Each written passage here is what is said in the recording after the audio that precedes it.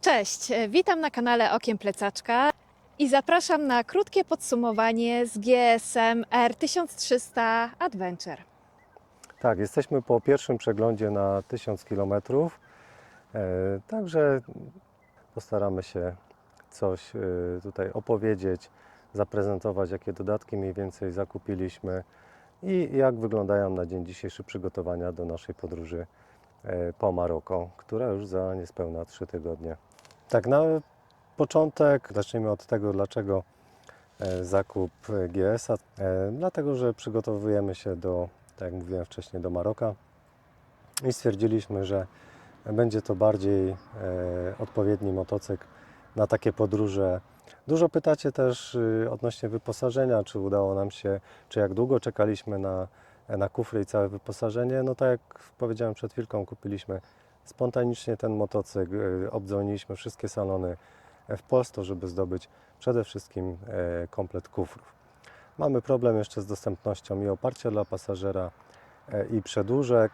No nie liczymy, że one dotrą do naszej wyprawy, ale dealerzy robią wszystko, żeby sprostać temu wyzwaniu, a my cieszymy się na razie póki co jazdą. Dotarliśmy motocykl, więc teraz na liczniku już niespełna 1700 km, także jak na takie parę dni, które pozwalały na jazdy, myślę, że i dużo, i niedużo, ale już zapoznaliśmy się i ze skrzynią automatyczną, i z zawieszeniem, z wygodą. Także słów kilka o tym, jak tym motocyklem nam się jeździ. Pierwsza zaleta dla mnie jako pasażera jest siedzenie i siedzisko. Bardzo fajnie wykonane, ergonomiczne i przede wszystkim z dobrej jakości materiału, nieślizgającego się. W RTQ mam problem z tym, że przesuwam się podczas jazdy. Tutaj można powiedzieć, że się przyklejam. Bardzo fajnie się siedzi. Fakt faktem jest lekko za wąskie, natomiast myślę, że nie jest to aż taki wielki problem. Podgrzewanie siedziska świetnie działa, jest bardzo odczuwalne i rzeczywiście można sobie w chłodne dni bardzo podnieść komfort cieplny. I też porównując z RTQ-iem, moim zdaniem dużo lepiej działa. Nie wiem, czy to jest zasługa materiału, wyściółki, wykonania, czy po prostu lepsze są maty grzewcze, natomiast dają świetnie radę. Tak, dodatkowo Agata wspomina, że też trzymaczki, na których jeszcze pewno jak zauważycie nie ma grzanych manetek, ale już jestem w trakcie wykonywania instalacji, tak żeby do Maroka zdążyć, bo co prawda jedziemy do ciepłych krajów, ale gdzieś w górach jak będziemy jeździć, to też może być odczuwalna niższa temperatura, także przydadzą się i wtedy i komfort grzania, który, tak jak już Agata podkreśliła, jest zdecydowanie bardziej odczuwalny niż w RTQ, i później komfort podgrzewanych manetek zarówno u kierowcy, jak i pasażera. Teraz słów kilka o wyposażeniu samego GS-a, a że na pierwszy plan rzucają się te oto przednie torby.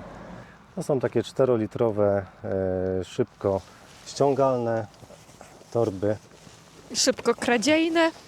Tak, i śmiejemy się, że szybko można je też zwinąć, jeżeli ktoś zna ten system i całą zawartość wziąć sobie pod pachę i uciec. 4 litry pojemności, 2 kg ładunku. Wewnątrz są, co już też prezentowałem, takie torby do zapakowania, żeby całość była wodoszczelna. Zdarzyło mi się już jeździć w dość ulewnym deszczu i no, cała konstrukcja, można powiedzieć, przemokła, ale też dość fajnie wyschła. Nie widać żadnych białych śladów, także no, wysycha dość porządnie. Także mamy z jednej i z drugiej strony. Jeśli chodzi o ochronę motocykla, to tu już seryjnie są montowane gmole z funkcją spacerówek, to też gdzieś tam omawiałem na jednym z filmików. Przedłużka, tutaj błotnika, także całość spod kół no, nie leci bezpośrednio na silnik, tylko troszeczkę niżej na tą osłonę silnika, można tak powiedzieć. Kolejnym to jest szyba, którą zamontowaliśmy tak naprawdę w dniu wczorajszym. Szyba z pługa miała być pod koniec kwietnia, ale udało się u polskiego dystrybutora otrzymać ją w dniu wczorajszym, także dziękujemy za sprawną realizację zamówienia. I jest na pewno około 10 cm, jeśli chodzi o środkową część, wyższa, jeśli chodzi o boki, ona jest i szersza tutaj górą i w tym miejscu.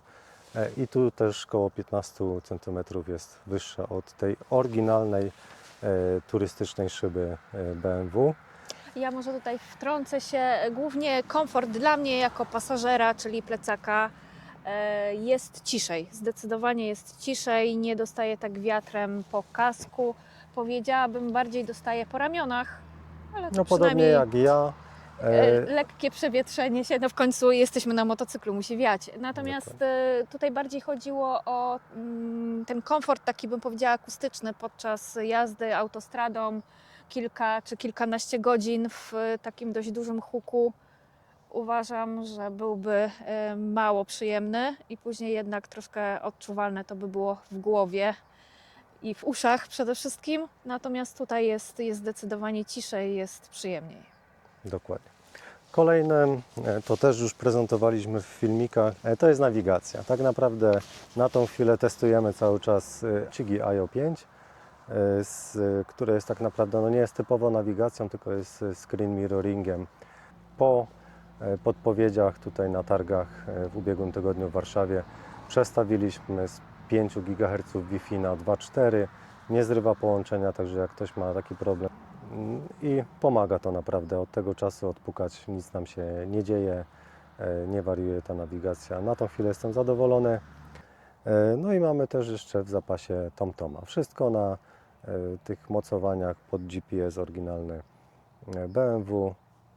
Sprawuje się to fajnie, możemy wymienić za każdym razem, zabezpieczyć. Jeśli chodzi o Chigi, TomTom niestety ma ten minus, że tam tego zabezpieczenia po kluczyku dla samej nawigacji nie ma, dla uchwytu jak najbardziej jest. Kolejne to tu tankback. To jest już też filmik nakręcony o tym, sprawdzona konstrukcja z SW Motecha.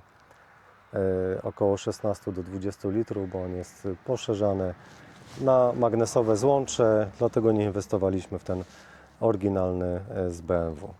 Wiadomo, wszelkiego typu uchwyty na telefon.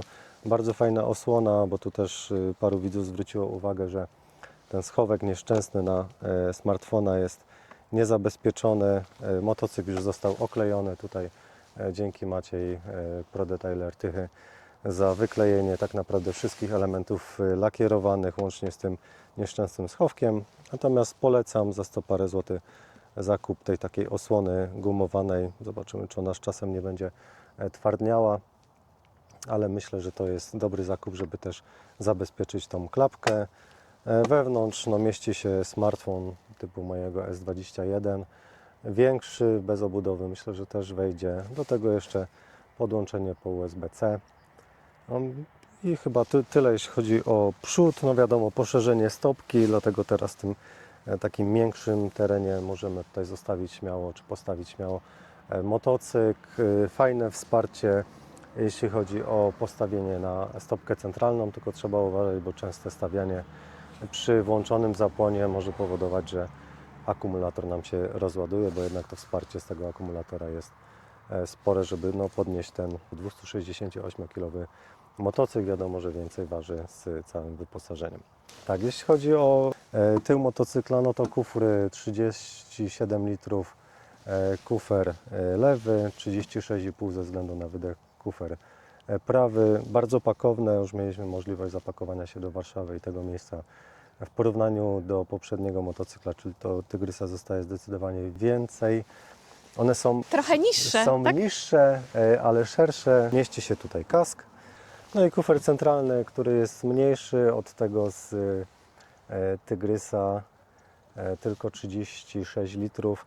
Też kask się tu mieści. Kupiliśmy też torbę taką, żeby doposażyć i to, co nam potrzebne, jak najbardziej jesteśmy w stanie się zapakować.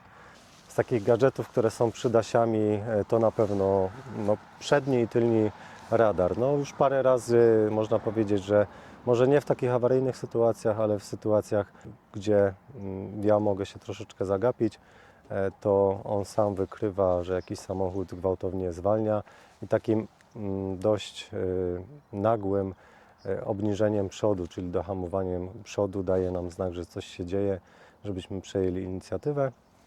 Parę razy nam się zdarzyło podczas drogi, że wydawało się, że ten samochód jest w jakiejś dość dużej odległości, a jednak motocykl sam przyhamowuje, żeby zachować tą odległość i to też niezależnie od tego, czy włączamy aktywny tempomat, czy też on jest wyłączony, cały czas działa. Z tyłu też fajny radar, który wykrywa też martwy punkt. Tutaj w porównaniu do RTK mamy już w lusterkach ukryte trójkąciki, które sygnalizują nam obiekt w martwym punkcie, a jeżeli chcielibyśmy zmienić ten pas, no to zaczynają migać, ostrzegając przed tym, natomiast nie blokują w jakiś sposób kierownicy, co akurat ja znam z samochodów, ale no skutecznie wspomagają tak naprawdę nas podczas jazdy. Odnośnie lusterek, ja się śmieję, że to jest bardzo dobry uchwyt na kask. Tak, no w RTK są takie samochodowe, więc tam Nie jest powiesimy. problem dokładnie z odłożeniem kasków, natomiast tutaj nie powinno się tego robić, ale korzystamy z lusterek. Jeśli chodzi o oświetlenie, to tak naprawdę raz zdarzyło nam się jechać nocą. No, można powiedzieć, takie hasło gdzieś ktoś kiedyś powiedział, że zamieniają noc w dzień i no ja się z tym zgodzę. Są w pełni LEDowe, lampa też jest oklejona, a także nie ma tu jakiegoś problemu z jakimiś kamyczkami, piaskiem, zabezpieczona. Też daje radę. Kierunkowskazy trochę w nietypowych miejscach, bo są tutaj w handbarach wbudowane. No jest opcja, żeby gdzieś tutaj były w standardowej położeniu, ale są bardzo dobrze widoczne, zarówno te z przodu, jak i z tyłu, wszystko na LEDach. I ja już się przyzwyczaiłem do nich, chociaż z początku myślałem, że to nie będzie aż taki fajny gadżet. Później jeszcze takie podstawki na herbatę, kawę, to się śmiejemy. Oczywiście można to zamienić, też o tym mówiliśmy, w jakieś elementy do mocowania, nie wiem, karimaty na przykład, albo jakiegoś zawiniątka małego. Co jeszcze? Wspieramy się tutaj z Agatą, bo już jeździliśmy RTK-iem w tym sezonie, GS-em, który jest głośniejszy moim zdaniem RTK, Agaty zdaniem Moim zdaniem GS. tutaj jest, Tak. ale może to też zależy od tego, gdzie się siedzi, wiesz? Z Nie tyłu wiem, może ja inaczej uważam, że jest słychać. trochę ciszej na GS-ie aniżeli na RTK-u, bo tam jesteśmy już totalnie zasłonięci, więc mimo woli słyszymy ten silnik, tu może u mnie się bardziej roznosi, u Agaty mniej. Na pewno wygodniejszy jest RTK. No, No niestety nie jest ma to co porównywać, to motocykl troszeczkę inne turystyczny. motocykle, tu mamy Adventure, tam mamy typowego turystyka, pożeracza kilometrów. Tak naprawdę jeżeli to będzie typowa asfaltówka, to zdecydowanie RTK, nawet ze swoimi drobnymi wadami pakowania. Maroko, w przyszłości Islandia, może Gruzja, Turcja, Wyspy Owcze, jeszcze raz Norwegia, już po raz czwarty by była, to myślę, że jednak GS. Żeby bardziej zjechać z asfaltu, no, w shooter, przeprawić się gdzieś w Islandii Przez brud. przez brud, zobaczymy, może się uda. Myślę, że ten motocykl będzie bardziej odpowiedni. Przyspieszenia, praca skrzyni biegów, myślę, że trzeba się przyzwyczaić przede wszystkim do tej skrzyni. No, w górę to my decydujemy, kiedy zmieniamy bieg, natomiast dalej niespodziewanie potrafi zbić nam bieg na niższy, gdzieś na zakręcie, więc tutaj musimy się uzbroić w cierpliwość, nauczyć się tej skrzyni i bardziej na takich ostrzejszych czy dynamiczniejszych zakrętach zmieniać jednak na tryb dynamic, gdzie ta skrzynia bardziej przeciąga i nie pozwala nam zrzucać tego biegu. Ale to wszystko do przyzwyczajenia. Dalej nie jeżdżę na drive'ie, staram się na manualu. No najbardziej brakuje tych przygazówek, ale do tego też jestem w stanie się przyzwyczaić. No i później przesiadając się z jednego motocykla na drugi, muszę chwilkę pomyśleć, którym jadę, żeby popatrzeć, czy jadę automatem, czy jadę manualem. Dobrze, to tak na szybko, takie pierwsze wrażenia. Ja znowu byłem osobą, która więcej opowiada, ja więcej doświadczam tego motocykla, jeśli chodzi o jazdę, o prowadzenie, o technikalia. A jeśli macie jakieś pytania odnośnie motocykla, odnośnie plecaczkowania, wyposażenia, To zapraszamy do komentowania, lajkowania Do usłyszenia. Dzięki, cześć.